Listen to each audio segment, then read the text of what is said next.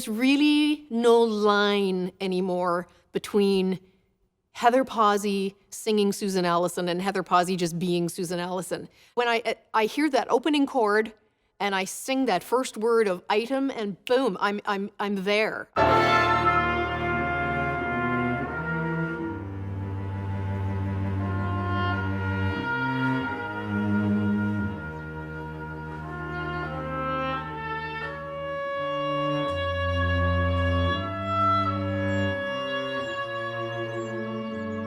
The opera opens with an extended aria for Susan. She's going through a mental list of all the things that she has been given by her Aboriginal friends, and so she wants to reciprocate.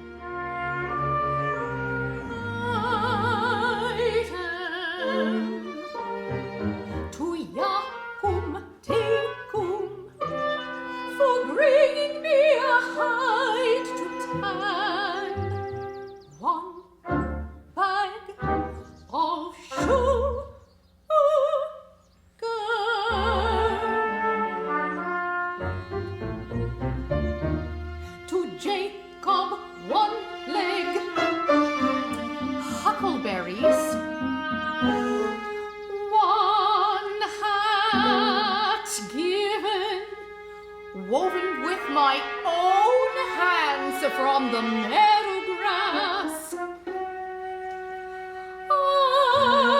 Item to dump me for helping me plow a field. A pair of my best wool socks. Drat the wind! It's ruining my bread today.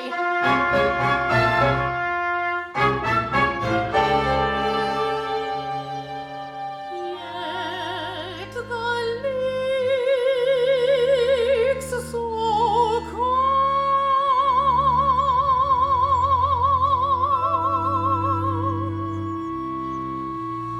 Never a ruffle upon it.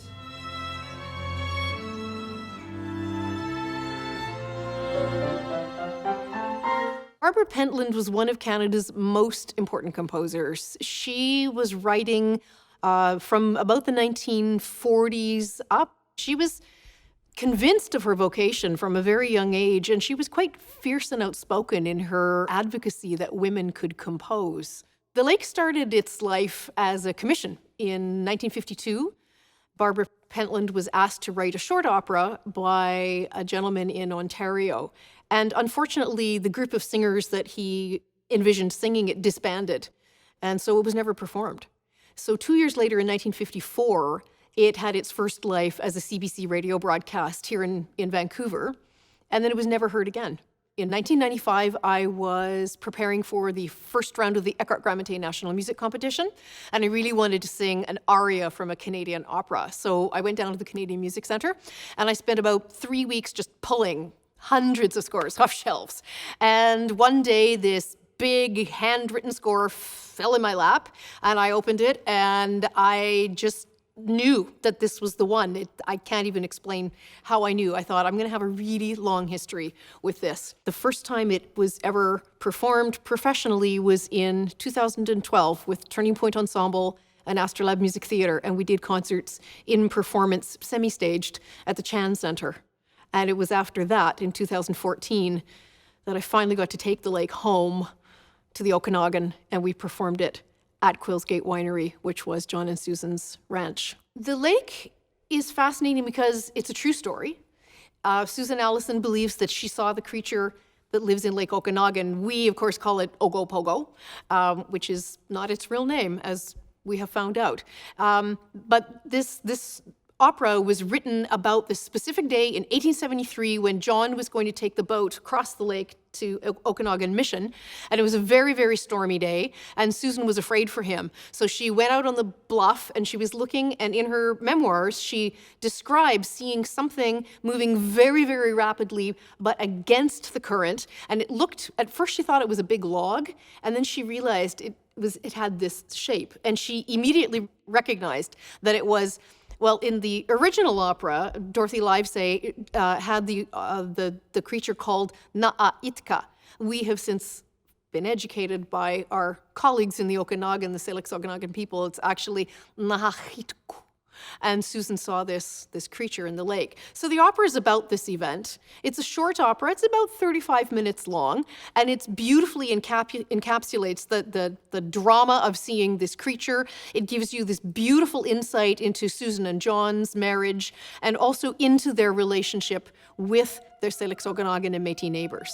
Susan and Marie have a really lovely relationship. They relate perfectly as women. They have a really strong personal connection.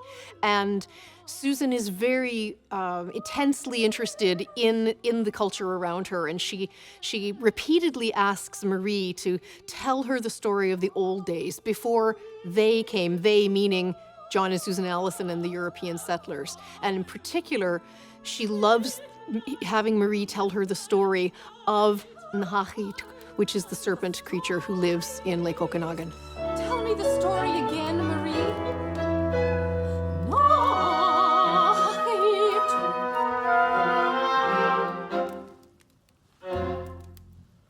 A long time ago, before the white man came, Okanagan Indians lived a good life without shame. These valleys away in squally Okanagan knew peace. No man disturbed his rest by fighting in this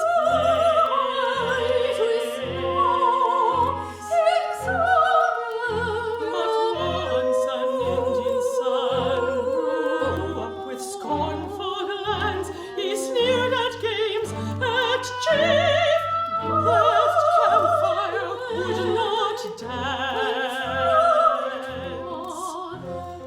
White man made him one, cold burned in his head. He sought no quiet life, but Jacobean instead.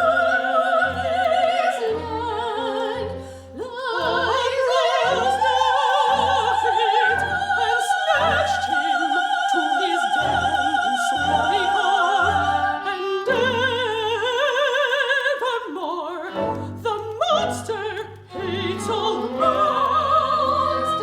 Hates all men. The heat.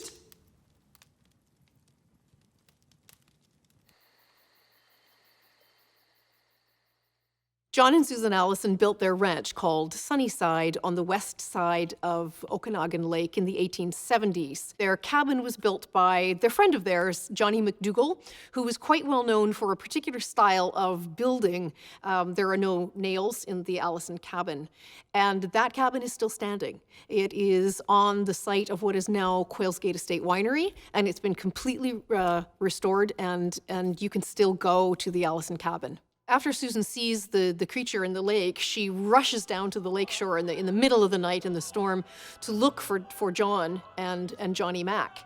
And when they come in, John says, "Oh yes, it was nothing. It was just rocks that smashed the boat." And Johnny Mack tells her that yes, indeed, Nahahit did come and chase them. You truly saw him, man. By my soul, and yet we're safe and sound. I knew the boat had struck something in the water, man, and so I took no chances, pulled out fast that pen, that peg, and threw them overboard. And while it was busy swallowing those, we turn and pull to shore, as if the thing pursued us, safe from the heat we saw.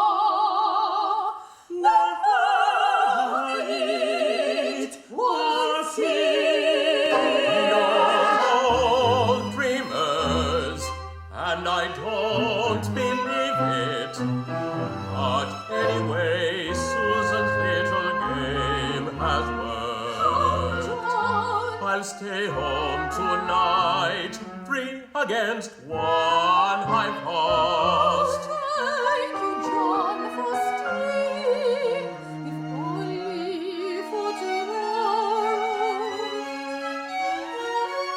But look, it's coming daylight now.